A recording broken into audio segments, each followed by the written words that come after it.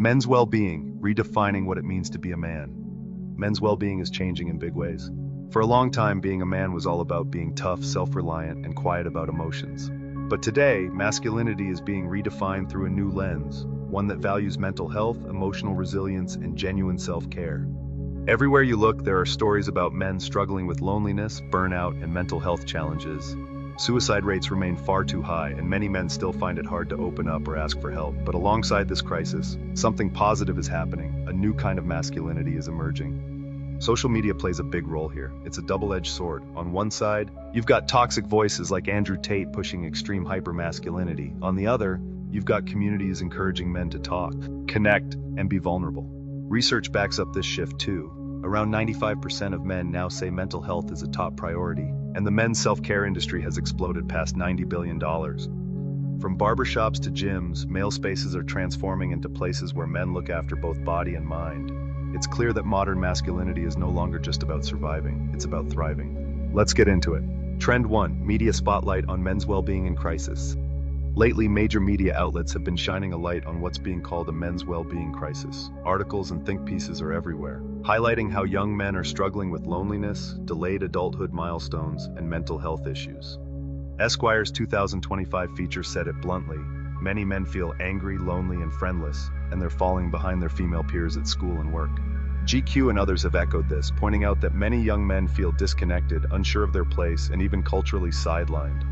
That sense of loss can sometimes lead to frustration, resentment, or even extremist movements online.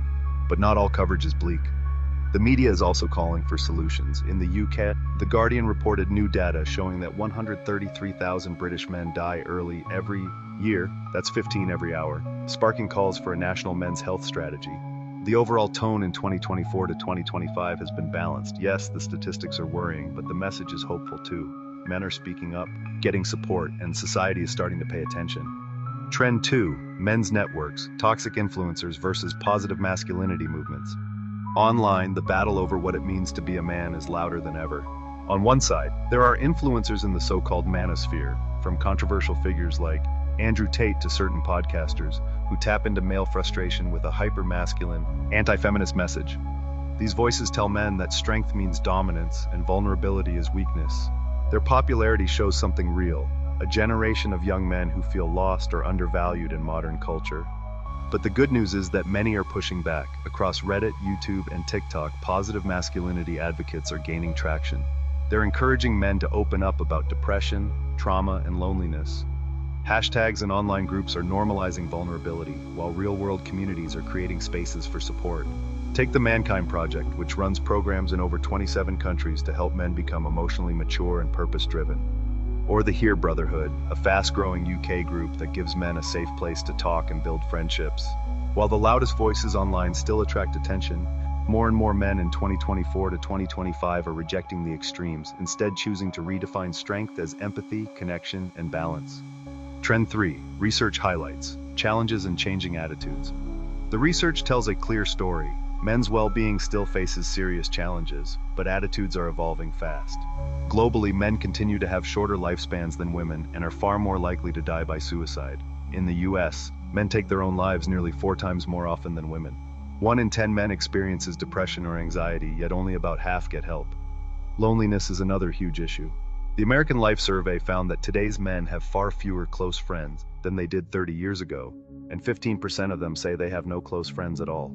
That's a 5-fold jump since 1990. Social isolation, stress, and outdated gender expectations often feed into other issues like substance abuse or even extremism. But there's hope too. Surveys by Men's Health show that nearly all men, especially younger ones, now see mental health as just as important as physical health. Tools like the Man Box scale are helping researchers understand how rigid masculine ideals hurt well-being. Studies show that men who cling tightly to old-school tough guy expectations are more likely to experience suicidal thoughts, about 19% according to one study.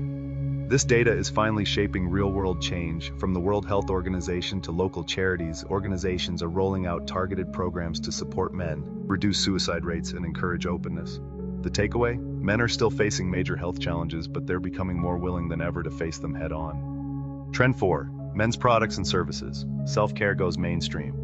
If you want proof that masculinity is evolving, just look at what men are buying. Men's self-care and grooming have gone mainstream. The global men's personal care market now tops $90 billion, and it's still growing. Skincare, once seen as not for men, is now totally normal. Hashtags like hashtag men's skincare have racked up hundreds of millions of views, as influencers share daily routines and encourage others to look after their skin. Younger men are driving this shift. Between 2020 and 2023, the number of 18 to 34-year-olds open to skincare and cosmetics jumped noticeably. For many, it's not about vanity, it's about confidence, mood, and feeling good in their own skin. Big brands have noticed. Startups like Harry's and Dollar Shave Club have expanded into full wellness lines, while old-school brands like Axe and Dove Men Plus Care have ditched macho slogans in favor of authenticity and self-care. Even fitness and grooming spaces are evolving. Gyms are becoming mental health outlets, coaching programs now blend fitness with therapy, and barbershops are turning into community hubs. Some even train barbers to spot mental health red flags, because they're often the first people men actually talk to. Retreats and men's workshops are popping up everywhere too, blending mindfulness, adventure, and personal growth. In short, modern masculinity is about more than muscles or money. It's about balance, looking good, feeling good, and connecting with others. Final thoughts. Men's well-being is no longer a side conversation. It's front and center. The old image of the strong, silent type is fading, replaced by something more real. Men who are open, curious, and willing to grow. Whether it's through skincare, therapy, or simply talking to friends, this shift is redefining what it means to be a man in the best possible way. What do you think? We'd love to hear from you, so drop a comment below. See you next time.